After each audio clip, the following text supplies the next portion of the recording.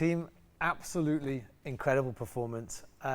Unbelievable. How did all of this come about right from the beginning? Okay, yeah, I mean, it's, of course, the opportunity came from Dubai Tourism. We've got an ongoing relationship with them, with all of the long-form content that we've been producing on YouTube. It really allowed a level of trust that they saw that we can produce such kind of content, level of content. I remember it was a phone call from the guys that visit Dubai Tourism, from Stefan, and he said, I've got a secret project. I can't really tell you who it is. The secret And then project. He started giving me a bit of hints around, of course, who the artist is. Yeah. I think the moment he said, is a French DJ, I'm like, okay, we're done. I'm like, I know who it is. And yeah, things started to sort of uncover themselves slowly. Of course, as soon as we knew that this event was going to happen on the helipad, there was a ton of questions we had to answer. I mean, there was, all of the logistical things started showing up. So as soon as that was put into perspective, then the work really started. What were some of the biggest challenges you guys faced coming into this? Well, I mean, any project you work on in the sort of pre-production design phase, there's always, depending on your venue, there's always going to be some limitations attached to that venue.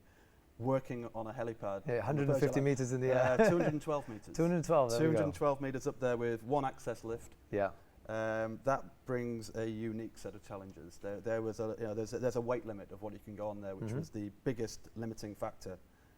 Through the whole design process, there's a lot of creative juices flowing. Everyone's got great ideas. This is what I want to see. This is what we want to make happen. Yeah. And you're like, guys, we can only take up 6 ton of equipment there, which may sound quite a bit, but it's not. Sure. To put the LED floor across the whole helipad would have been 13 ton. Interesting. Okay. So right from the beginning, we had to sort of compromise all the way into what can physically go up there in terms of the weight. We need to get lasers. And there was a redesign that happened as well. There were 3 or 4 redesigns. Yeah. We need more lights. Okay, you can have more lights, but that means we've got to take something else away. We need more cameras. That's an extra 600 kg of cameras. Jigsaw puzzle. And also setting up on the helipad, you could only have, I think, because you had to have security and the rope access guys monitoring, you could only have 8 people on the helipad at once. So it just limits you with time and how much time you have to go on and set everything up. Yeah, there was You've a lot to of take it in turns. there was a lot of sort of teamwork building the schedule together in terms of okay, this bit needs to go on first. This will take the longest. We've got this amount of time allocated. We've got 8 guys on there. Then we've got to lose 4 guys, and 4 guys come in from another team. So it was a pretty tight schedule. It almost sounds like a construction project, doesn't it? It was, but everything in 2 days. Everything just in time. How many different teams were there involved in putting this together? Wow, quite a few. There's, of course, the 3DB guys who built the technical staging and everything else. And there was the rope access guys. There's the David Guetta production team. There's us at Great Production. Cameras. There's the team from Jumeirah as well. There's a camera broadcast team that came in from Germany. Something to note is, of course, with the design of the helipad, we didn't want to have like 6 or 8 cameramen to kind of be operating cameras. So we had to operate a motorized track system that wasn't really available in Dubai, so we had to fly that in from Germany as well. So there was new technologies there. There was a set of challenges, but yeah, it was an experience. Everybody worked together so well. I mean, it was the vibe.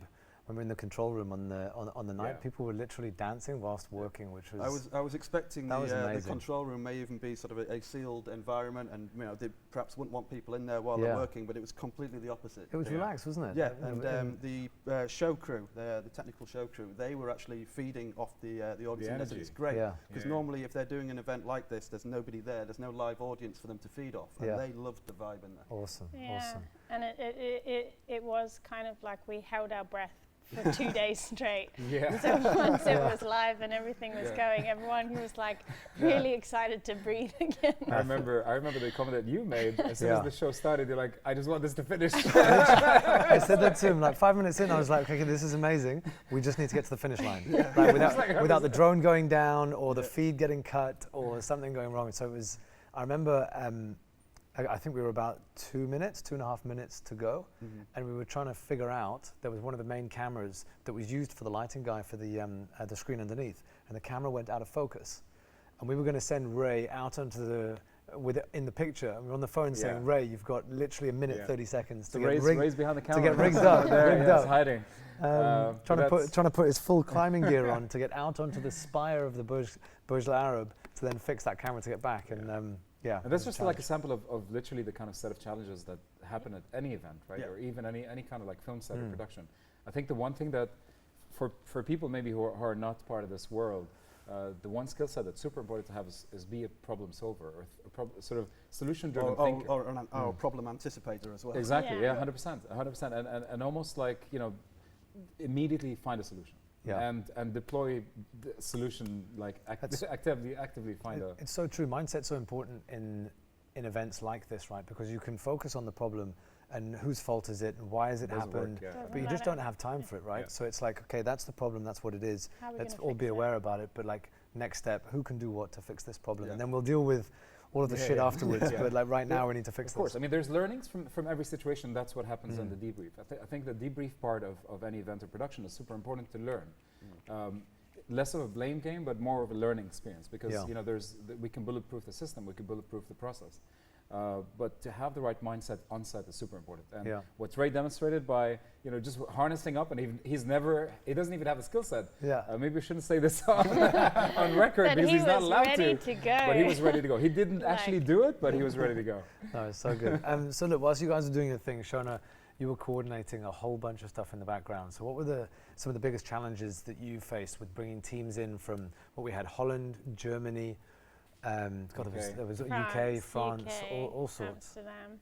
Yeah, I think it was just, there was so many people and they were all coming in at different times, different days, and they all needed different things from me because I'm like coordinating everyone and making sure everyone's happy. And obviously with the Burj Al Arab, everyone has to go through security. Everyone needs their IDs checking. Yeah. If you want to access the helipad, like you can't go up while Matt's team are on there because they only have a certain amount of hours. And it was just like, it was like running a circus. In the positive sense, in a very Not positive just clowns sense. running around.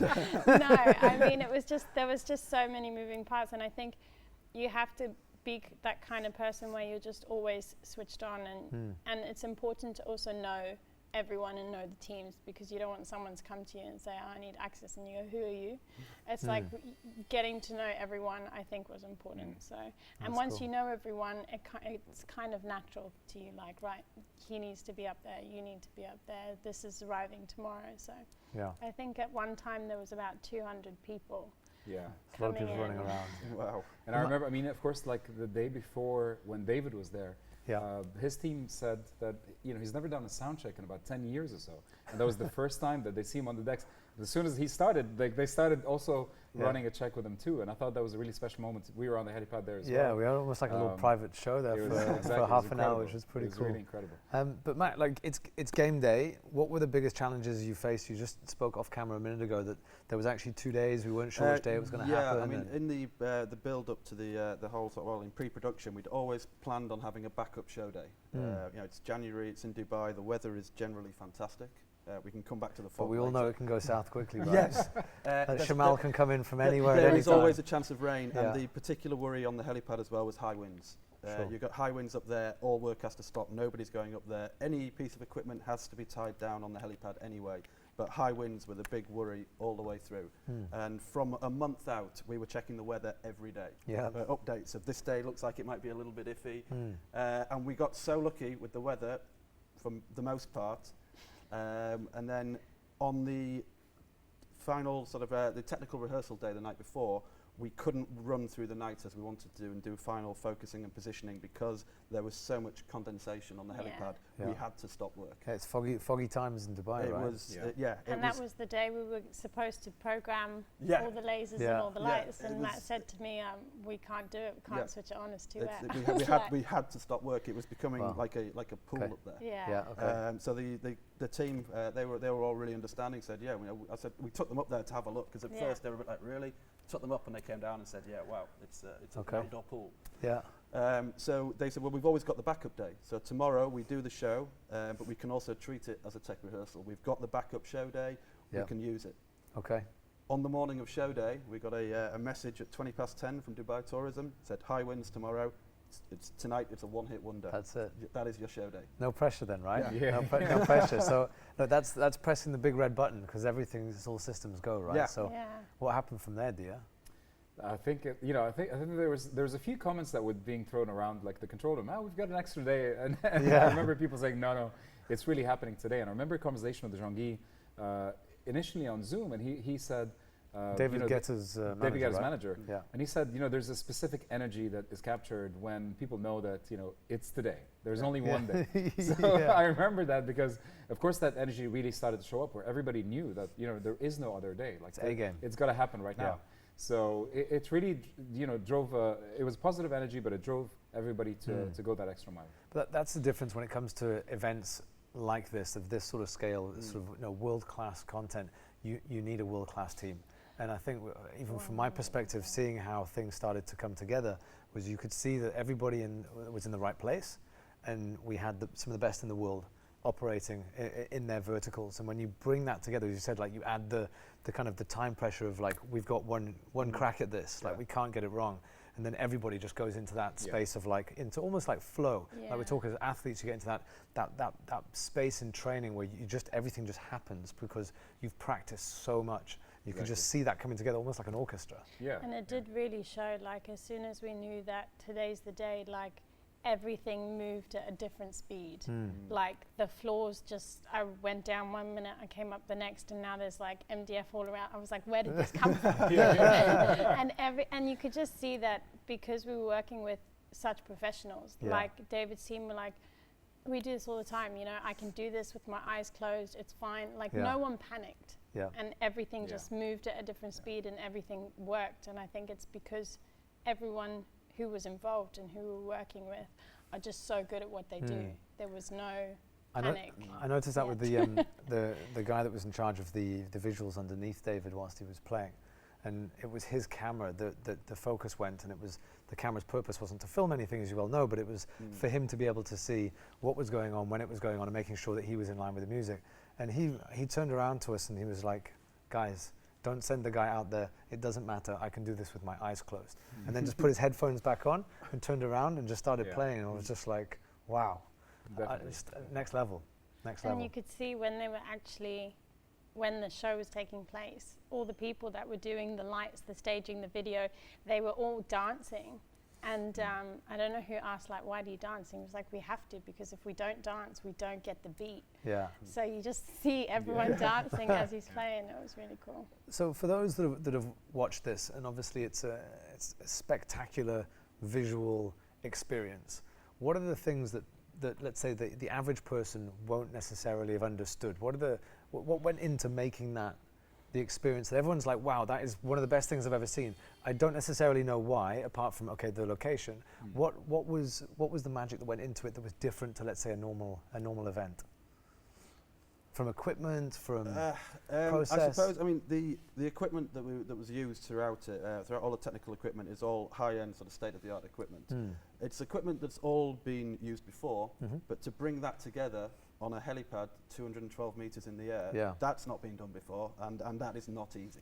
There is one access lift in the Burj Al Arab, which quite understandably during the day is used in the running of a 7-star hotel. It took me 30 minutes at one point, the first time I arrived, to get from the bottom to the top.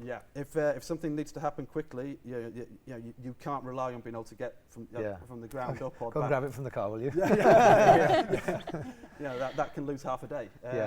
We deliberately made the decision to take all our equipment in overnight. Even though we weren't getting access to the helipad the following morning, we went in at 1 a.m. just to get the kit from the ground to the top. Sure, because that's a logistical challenge in itself, right? 6 tons. And I suppose mixing that level of equipment production, bringing together some of the best equipment that there is out there, mixing that with the content of bringing in like an FPV drone to film that. I mean, there's a few key things that really stood out. I mean, but when that drone flew through the building, I was like, we did CGI? I was like, what? Nobody told me we were doing CGI. So I mean, that's 100% true. I think there's different dimensions that creates a magical experience, right? So there's the technicality, there's the fact that everyone's in flow, and then there's the experimentation, or as we talk maybe sometimes in strategy about the death valley, or almost this ideas that are outside of the norm, that they might go super wrong, or they might go super amazingly well. So we've had a bit of those ideas that we want to execute. One of them, of course, was flying a drone through the fireworks. Yeah. It's not been done before, and there's many comments that people thought it was CGI, but actually it was true. Yeah. We did have 2 other drones as backup drones because we anticipated losing it at some point. So we were like, if we lose one, So we've got 2 more. calculated cost. Yeah, exactly. Sacrifice the drone. And then from David's production team, of course, they designed the content for the specific event. So when you're looking at the LED screens that were on the ground, Yeah. the drone had to be on a specific angle to see that 3-dimensional artwork that was under him. Yeah. So there was few moments in the show where you see that the LED platform turned into like a 3D tunnel almost. Incredible. And you could see that from a specific angle in the air. So calculating everything like that and having an understanding of, you know, what's the best angle, where are the moments in the show, you know, that has to be captured from top down, from a bird's eye view. These are important. And that's when it comes together almost like an orchestra, right? Because you know the drone pilot had to be in touch with the guy that was running the visuals, in touch with that, and it wasn't like that there was a run through. No, I mean, and that we last managed all of minute this. change from our point of view on the build side. We had there was a DJ booth that was designed specifically for this event, to David's specification, which we built for them, and it had his the camera positions for his close-up front view cameras, but there was also going to be a camera track in front of him, and that had not been factored into the design. So suddenly we had to find a way of making a camera track elevate in front of him without blocking the view of the LED floor beneath him because of this effect that had been created. Because obviously if you build anything from the ground, you would have lost those shots under his feet. Sure. Yeah. So that was something. And I remember that showed up only a day before. The challenge is figuring that out. You guys turned that around, like you found the solution during the same day? On the day that happened. And we're operating in times of COVID, right? So to put something together like this is exceptional at any point. To do it in the challenges that we're all facing at the moment through 2020 and unfortunately now into 21, how challenging was it to put this together over Zoom, basically? Because you've got teams all around the world. I mean, this it's probably going to go down in history as probably one of the largest events ever to be constructed via Zoom, on Zoom, right? Because the whole thing came together. Everyone arrived like 24 hours beforehand, or a little bit longer, especially the international teams. But everything was coordinated like that. Well, I mean, how did you find that? The first sort of big production meeting we had on Zoom, I think there was been around 40 people on there. Which is, you know, that brings its own challenges of, you know, trying to keep track of. It was the first time a lot of us had met because we had the sort of health and safety crew from the hotel. We had Jumeirah, Dubai Tourism, the High Screen, everybody was on there. And for a lot of people, you're like trying to frantically write down names of who's who. And what. My fingers are like fire that day. Yeah, true. But I think, and that was a long call as well. And I think one of the challenges across Zoom as well is the more. So a lot of people have a lot of great ideas, but like Matt was saying, we have limitations. So there's a lot of like talking, and of course, when you have a bunch of creative people talking together, the ideas just keep coming and just keep flowing. Did you say egos? Or ideas? I said creative You said ideas. people. the ideas keep flowing, and you know, let's add this, let's add that, and so. A lot of those Zoom conversations, we had to like have a big group conversation and then like break it down into smaller groups, like put you in direct contact with But what I found people. as well, even before then, is that after every Zoom call, as soon as the Zoom meeting is finished, then people think, I should have mentioned this, and immediately another conversation starts up where not necessarily everybody that needs to know is involved in that conversation. So there was, you know, communication was key to try and keep everyone up to date of all the new 12 different WhatsApp groups. I'd love to know the hours that were clocked on Zoom putting that together. I mean, it's crazy. And for Dubai, it's a real statement piece. What do you think that this means to the industry? I think it's a fantastic showcase to show that even in these incredibly difficult times for our industry, there are types of events that can happen. There are things that can take place, and I think that you know, David's team and working with Dubai Tourism and everybody else involved in this, I think they've done a fantastic job of making this happen. I mean, if you look at, I can't imagine what Shona's stress levels were like with everyone coming in from overseas, with all the different COVID restrictions changing daily from every country. Yeah, true. You know, it must have been such a relief when everyone actually arrived here and got to the venue. I think some hotels were booked the day before, and I was like, I need 6 rooms. We were trying to, you know, even build crazy. Insurance policies around things like this happening, or not people not showing up, basically. Which it's a challenge, right? And going back to the point about the industry, when Jean-Guy came up to us in the middle of the production towards the end, I think, when everybody's stress levels were a little bit less, and everyone was like, well, we're actually going to finish this.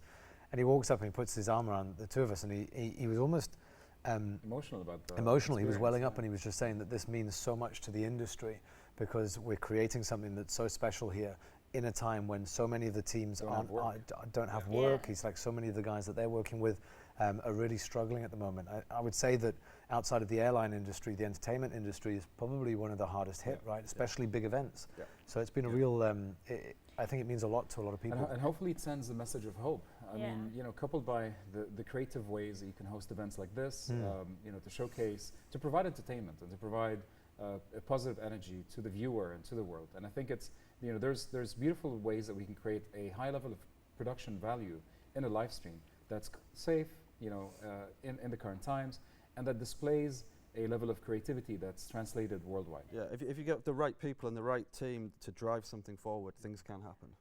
I think that's it, and I think the key message to take away from it from so many is that, going back to the mindset piece, if you've got the right people that are motivated to just continually find solutions, even if COVID's in the way, even if travel restrictions are in the way, every 200 odd meters up in the sky, you can only put 6 tons, you need 12 tons. Or like every single step, there was a challenge, there was a roadblock that others might have just looked at it and said, actually, we can't do this. So I think the takeaway is that no matter what the challenges are, if you've got the right people in the room that are top of their game, there's a way through it. There is a solution. You can create something that's special, which I think everybody's been part of. So I think from the beginning we were always very, very sort of confident this was going to happen. You know, something was going. Everybody involved was that determined to make this happen. We knew the event was going to take place. But from the design process and going through it with the number of limitations that we were dealing with, I never thought that we would get to that. That is fantastic. You know, we thought we're just the scale of it. I just didn't see how we were going to be able to do that much on the helipad and to make it work. It's rewarding. And talking about the scale of it, I mean, it was trending yesterday, third most viewed video on YouTube in the music category, which is absolutely unbelievable. So I mean, round of applause to everybody. I looked on Monday and it had just gone over 1 million views on Monday. Yeah, and that would just be organic. Wait till Dubai Tourism come and does its thing. That'll be 20 million overnight. And to be honest, it was the talk of the town. Like everybody that we were speaking to, everyone was talking about it. Everybody was enjoying it as well. So I thought it was a really nice piece that brought the community together. That, you know, it definitely created a shift in the industry and scene. Yeah, and look, hopefully we're on the home straight now when it comes to COVID and restrictions and events. Vaccine rollout here is, only second in the world, so that's absolutely, world class. Hopefully by the end of the year we're doing other big events with crowds, with people, and we're back doing what we do. Yeah. Awesome. Guys, thank you very much for watching. A little bit of an inside scoop as to what went down behind the scenes to put such an incredible event on. We hope you enjoyed it. These are the guys that made the magic, made it all come together. Thank you so much for watching.